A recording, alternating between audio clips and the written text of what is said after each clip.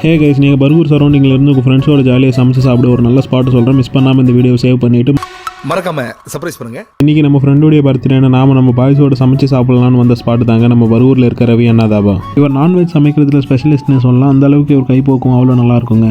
நீங்கள் இங்கே போகிற மாதிரி இருந்தால் முதல்ல இவருக்கு ஃபோன் பண்ணி கேட்டுக்கோங்க எவ்வளோ பேர் வரோன்னு சொல்லிட்டு. அதுக்கேற்ற மாதிரி அவர் கறியோட அளவு மசாலா எல்லாம் சொல்லுவாங்க. அது எல்லாமே நாமளே பர்ச்சேஸ் பண்ணிட்டு போய் கொடுக்குற மாதிரி இருக்கும். ஸோ வர மாதிரி இருந்தால் எல்லாமே பிளான் பண்ணிட்டு வாங்க.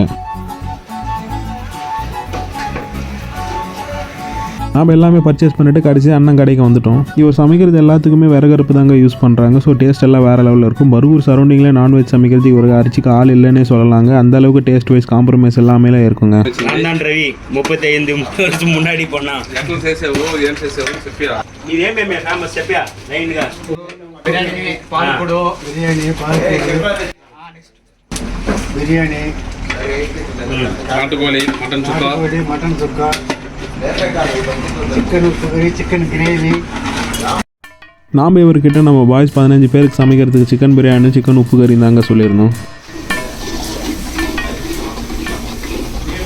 இவருடைய சிக்னேச்சர் டிஷ்ஷே இவர் சமைக்கிற சிக்கன் உப்பு கறி தாங்க. இவர் சமைக்கிற உப்பு கறிக்கு ஒரு தனி ஃபேன் பேஸ் இருக்காங்கன்னே சொல்லலாங்க. நீங்கள் இங்கே வந்தீங்கன்னா மறக்காமல் இந்த டிஷ்ஷை உங்கள் மெனுவில் ஆட் பண்ணிக்கோங்க.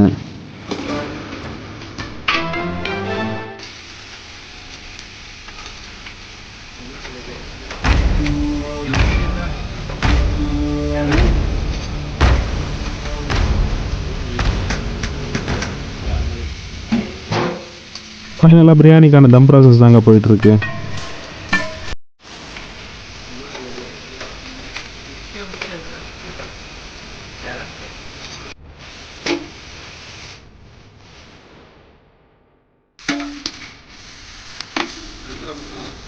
ஃபைனலாக நம்ம உப்பு கறி ரெடிங்க.